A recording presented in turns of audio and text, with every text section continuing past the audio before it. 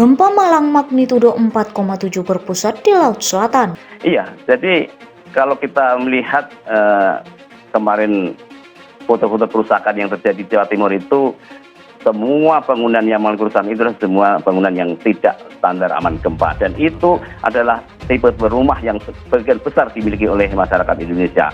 Sehingga kita di sini mengatakan bahwa gempa itu tidak membunuh dan melukai, tetapi bangunan yang asal bangun yang kemudian roboh itulah yang pelakunya.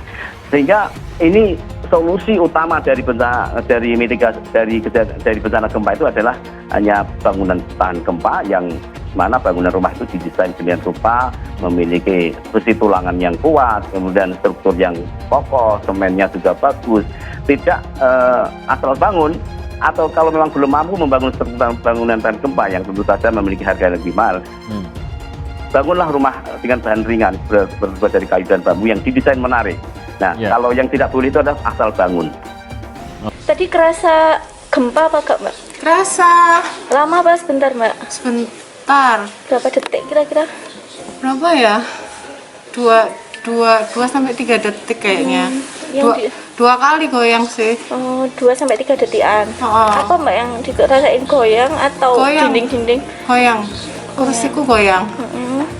Terus apa yang dilakukan tadi, Mbak? Sempat panik nggak? Ya langsung keluar, Mbak. Keluar, tapi cuma sebentar ya, Mbak ya? Sebentar. Kerasa ada gempa? Kerasa. Pas lagi apa tadi, Pak? Makan. Oh, berapa detik kira-kira, Pak? 5 detik. 5 detik. Kerasanya gimana, Pak? Parah atau biasa atau apa yang dirasakan tadi? Pelan kok. Jek. Gitu. Terus habis gitu kerasa ada susulan lagi nggak, Pak? Nggak ada. Nggak ada. Ini cuma sebentar berarti, Pak ya? Iya. Karena besok ini insya Allah masuk bulan Ramadan, maka yang saya pesankan antara lain fasilitas ibadah, apakah musola ataukah masjid, kalau rusak-rusak ringan bisa segera dilakukan proses perbaikan. Pak Pangdam juga menyampaikan bahwa timnya di jajaran Kodim, jajaran Korem, bahkan di batalion, kalau di sini ada Diviv 2 Kostrad, itu juga akan digerakkan untuk melakukan perbaikan secepatnya.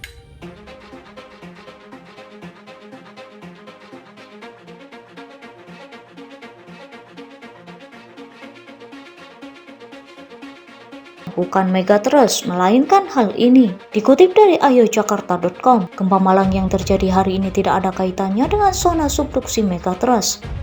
Lalu apa sebenarnya yang menjadi penyebab gempa Malang yang berpusat di bawah laut baru-baru ini? Sebuah gempa tektonik telah terjadi di wilayah selatan Jawa Timur, tepatnya di barat daya Kabupaten Malang, Jawa Timur, pada Sabtu 7 Januari 2023. Pada pukul 5,27 WIB, sebuah bencana gempa bumi dengan kekuatan magnitudo 4,7 telah mengguncang Kabupaten Malang, Jawa Timur.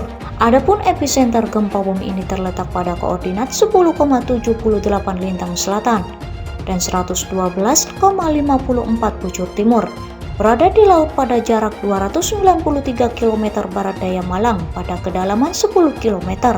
Berdasarkan lokasi epicenter dan kedalaman hiposenternya, gempa bumi yang terjadi di Malang ini merupakan jenis gempa bumi dangkal akibat adanya aktivitas sesar dasar laut.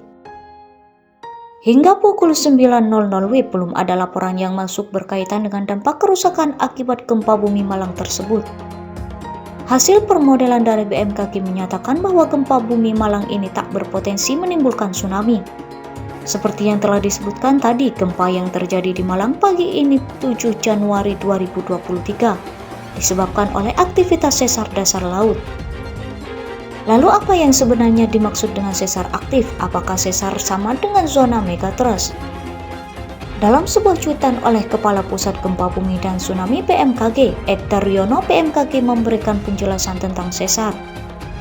Sesar merupakan rekahan atau lempeng kerak bumi yang bergeser, cuitan Daryono, pada 11/12/2022. Sementara itu, dari hasil wawancara tim Ayu Jakarta kepada beliau melalui WhatsApp, Daryono kembali memberikan penjelasan tentang pengertian sesar aktif yang terjadi penyebab gempa bumi. Sesar merupakan bagian dari kulit bumi yang patah, ujar Daryono. Secara harfiah atau secara makna kata asalnya, megatrust berasal dari kata mega dan trust yang berarti patahan naik yang sangat besar. Secara harfiah, megatrust berarti patahan naik yang sangat besar. Dikutip dari Ayo Jakarta dari YouTube Gempa ITB. Di Indonesia sendiri, megatrust menjadi zona yang membentang sepanjang wilayah Indonesia, khususnya di Pulau Jawa. Di sepanjang selatan Jawa, megatrust membentang sepanjang 1000 km, ujarnya. Pada dasarnya, zona subduksi megatrust merupakan daerah yang terletak di antara pertemuan lempeng benua dan samudra. Megatrust merupakan bidang gempa yang sangat besar yang terletak tepat pada pertemuan lempeng samudra dan lempeng benua, ungkapnya. Ketika kedua lempeng tersebut bertemu, lempeng samudra menghujam terus ke bawah dan akan membentuk bidang kontak dengan lempeng benua yang disebut bidang megatrust, jelasnya. Dari penjelasan narator video, bidang megatrust ini akan mengumpulkan energi selama puluhan atau ratusan tahun, hingga tidak bisa menahannya lagi dan terlepas. Bidang megatrust tersebut akan mengakumulasikan energi selama puluhan sampai ratusan tahun. Semakin lama penahan ini akan mencapai titik jenuh hingga pada akhirnya energi yang tersimpan akan terlepas, jelas narasi video. Pada saat itulah akan terjadi getaran kuat